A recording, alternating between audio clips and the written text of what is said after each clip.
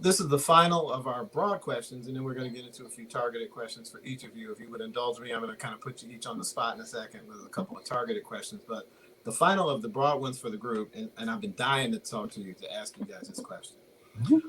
As I started to think about the barriers to mental health and my own community, the African American one, it began to occur to me that maybe, just maybe, the strength and resilience of that community, of the Native community, which frankly I think has the African American just slightly trumped. I think I can use the word Trump now without causing an allergic reaction. But I think that the strength and resilience of the African American community since 1619, for 250 years, we dealt with some atrocities, and we all know what they are. We don't have to repeat them. We came out of that, and then we had another 150 years of everything from Jim Crow and Reconstruction to Black Lives Matter and knees on necks, and we made it through all of that.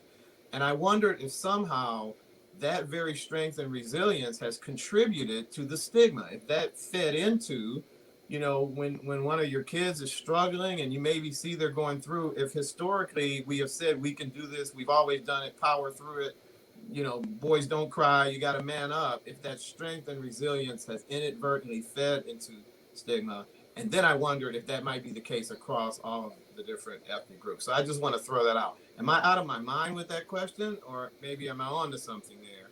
And I think I saw, Julio, you nod when I said I'm not out of my mind. So why don't you start out?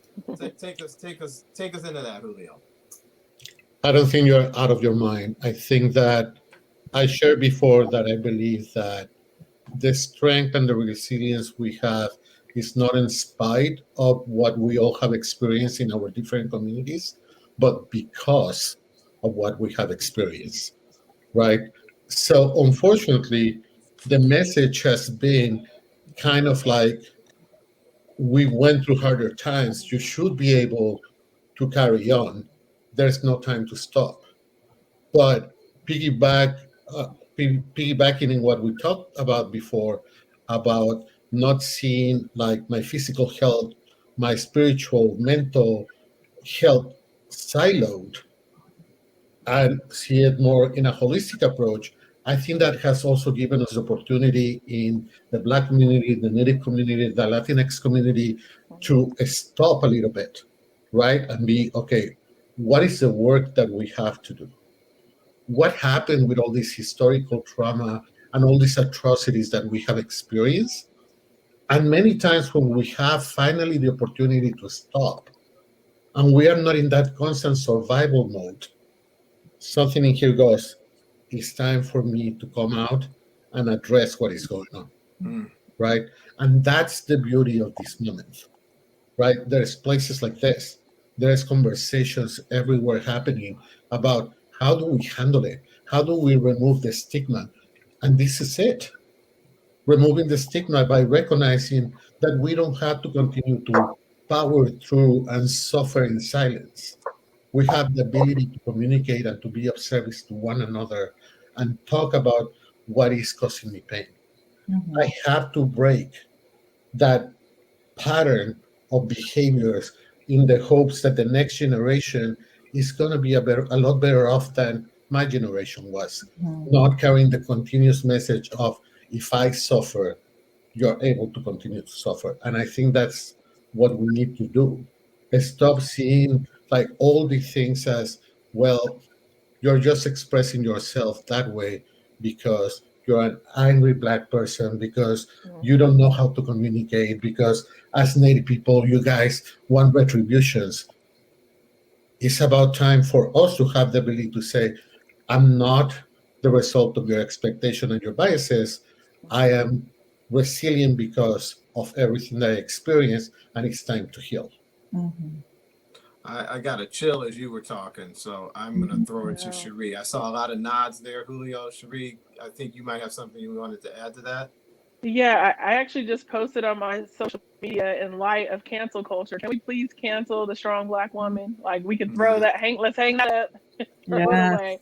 I think that it has perpetuated a lot of stigma and stereotypes and really creates this unwanted pressure on Black women in particular.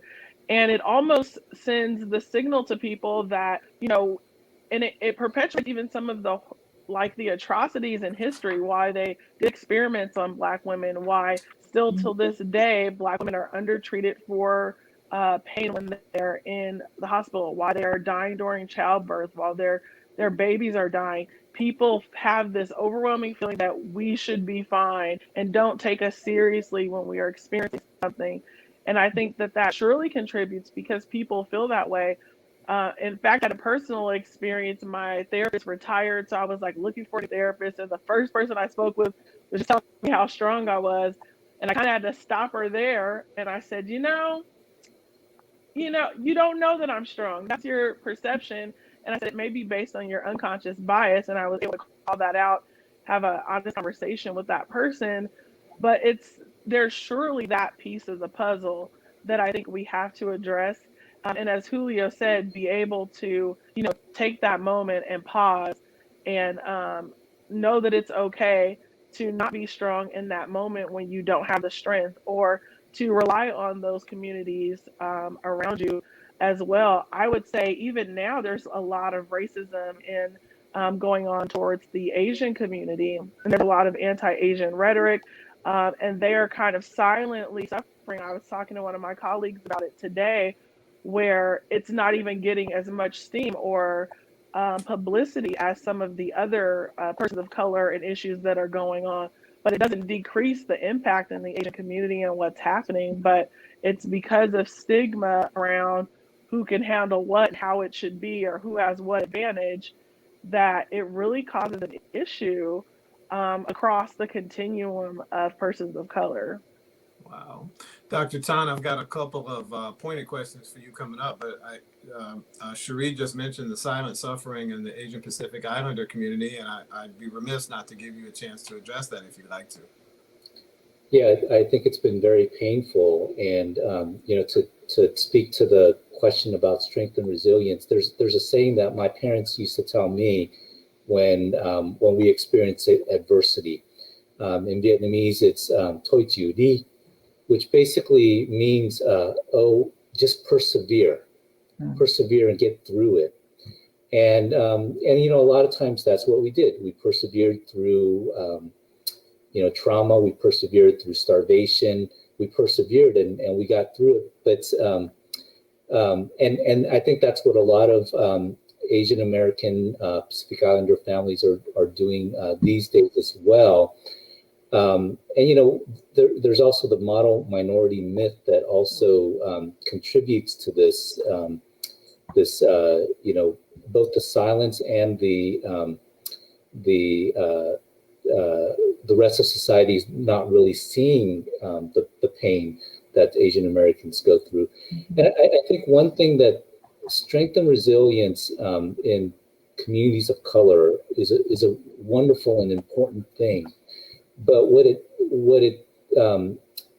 can do for those who observe the resilience of our people of color is that the rest of society becomes complacent and absolves, washes the hands of responsibility and say, oh, well, that community's got it. Mm-hmm. They're doing it. They're surviving. They're doing it on their own. And so, we don't really need to have more culturally humble services. We don't need to improve access to hard to reach communities. And I think so I think that's part of the structural stigma that happens. And the responsibility lays not just not in the communities of color to address, because our folks, we're doing our best with the limited resources that we have. And it's the folks who have the resources, who have the decision-making powers, that need to look beyond the resilience, which is wonderful in our communities, and to look at the reasons why we have to be resilient mm-hmm. to the traumas that we're dealing with, and not to be absolved of the responsibility to make those changes. I like that imagery a lot. Not to be absolved. I'm repeating what you're saying so I can remember it later. Not to allow others to absolve themselves from responsibility for making change. Really profound. I really appreciate it.